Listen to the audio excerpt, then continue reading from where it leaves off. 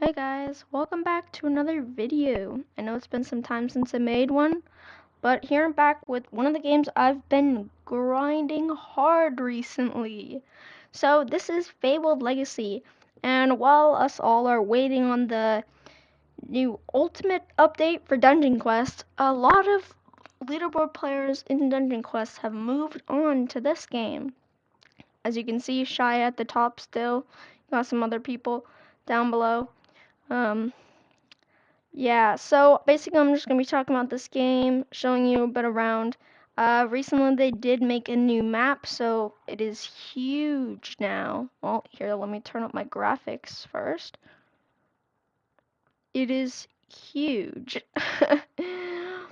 But anyways, that's basically, I'm going to show around the new map in case you still haven't known. Although there is also a badge in this lobby that you can get, and I think I might go over that. And then we'll get into the new dungeon that came out somewhat recently, I guess.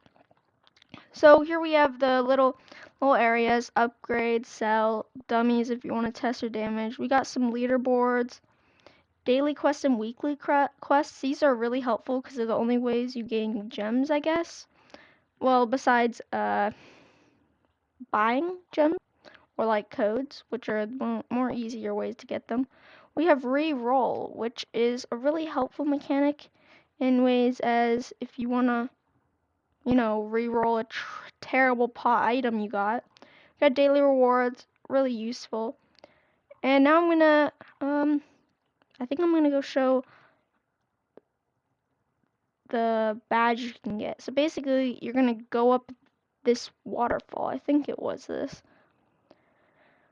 For some reason, some people like got it immediately when they joined the game. I was one of those people, so I didn't really have to like go to this place to get the badge because I already had it. It was a kind of strange bug, but honestly, I didn't really care. I mean, I got it for free, so.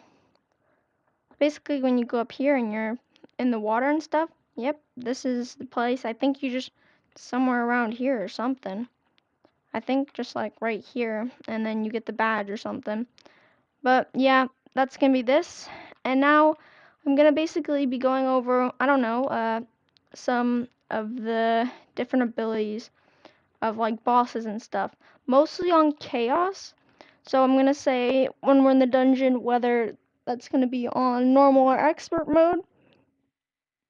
So the chances of drops, pretty good, I guess. If you're playing the dungeon now, it's gonna be way easier than if you were to do it earlier. They did not buff, nerf a lot of abilities and definitely upgraded chances to get uh secret. I was about to say ultimates. I'm too used to Dungeon Quest and legendary armor and stuff.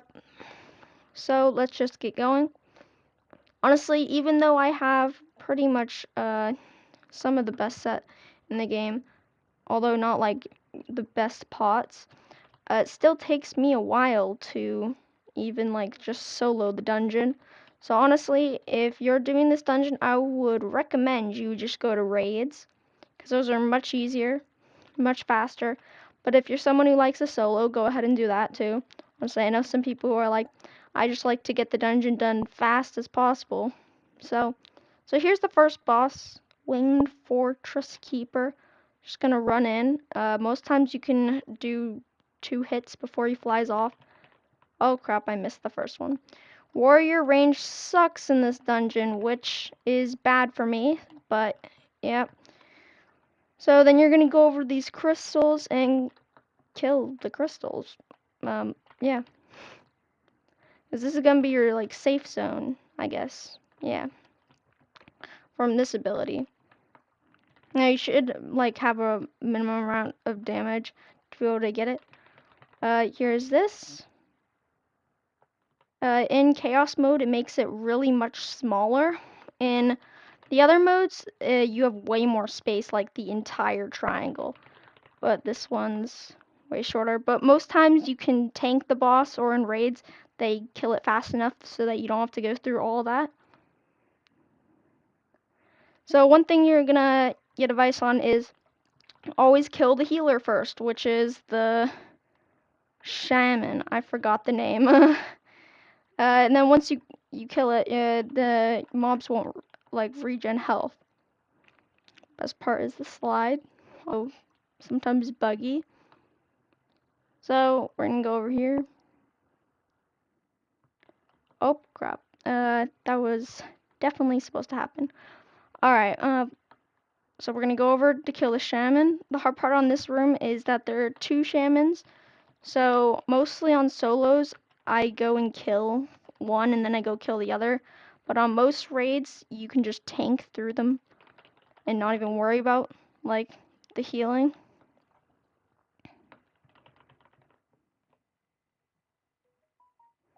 Because most times you do enough damage, so. But honestly, I've kind of gotten way too used to having a healer in a dungeon, so I'm not really that good at dodging anymore. But if I really wanted to try, I could. But since it's on hardcore, it doesn't really matter too much. There are new abilities that, like one ability that came out that's for guardians and stuff that you can use. I think reflects damage onto you instead of other players. Nobody really uses it though, I don't think. I haven't really seen anybody actually use it before, so it's kind of useless to be added, but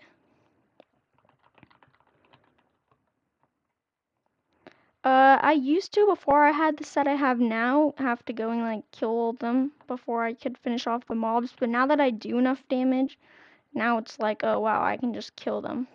It's much easier. Because I two-cycle them, so. One thing is, if your warrior, definitely keep smacking the mobs because you're going to be doing actually quite a lot of damage. I think I do like 3 or 4k by swinging, which is enough to like finish them off. Like at this health, you can just swing and you don't have to hit them again. This one, a lot of raids like to just tank it, but here I'll be showing you the moves that the boss does. So here you have to go behind the wall before he does the lava floor. I'm pretty sure it's called the pizza thing. If you go over there, then you die. So in chaos mode, it actually starts moving the other way after, so you gotta make sure you're not fully on that side to be ready for this. Normally I just ignore the walls and just keep going in because it's not hardcore, but for that I'll show it. I'll say most of these bosses are pretty easy, honestly. These bosses have the most changed moves on chaos mode, but literally the last boss, the move that they changed does absolutely nothing. We'll see in a bit once we get there. It's quite a long dungeon. Right now they have an event going, so this would be the best time to, get a move on the game, grind it. They have like 2 times XP. Not exactly because they had to nerf it, but 2 times XP and then extra drop as well, I'm pretty sure. Some other stuff probably, I bet, but those are the most important ones.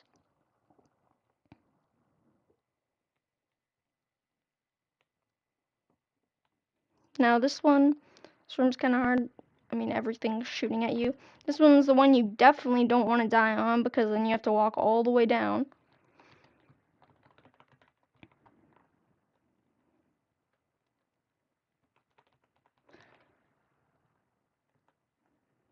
This one's kind of just easy as long as you just group up the mobs. And we're on to the boss room.